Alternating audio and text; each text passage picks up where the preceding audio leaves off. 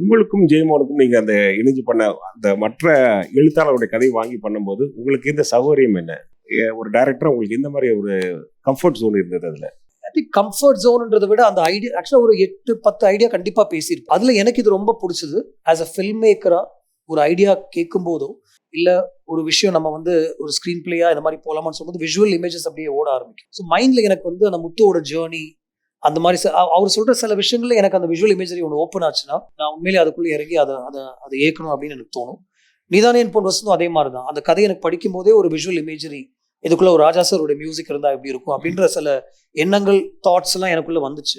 அதை நான் எக்ஸ்ப்ளோர் பண்ணி ஒரு படமாக நான் பண்ணது தான். ஸோ எனக்கு ரொம்ப கம்ஃபர்ட் லெவலாக இருக்கிற ஒரு ஒரு எக்ஸ்ட்ராடனரியான ஒரு ரைட்டர் தான் அவர். எனக்கு எப்பெல்லாம் வந்து ஒரு ரோட் பிளாக் மாதிரி என் மைண்டில் ஒரு விஷயம் இருக்கும், அப்போ அவருக்கு நான் ஃபோன் பண்ணி சார் இது ஒன்று எழுதிட்டு இருக்கேன், இது ஏதாவது பண்ணலாமா அப்படின்னு அவர் அதுக்கு வேற ஒரு ஐடியா கொடுப்பாரு. ஸோ அந்த மாதிரி ஒரு ரிலேஷன்ஷிப் தான் எங்களுக்குள்ள இருக்கு.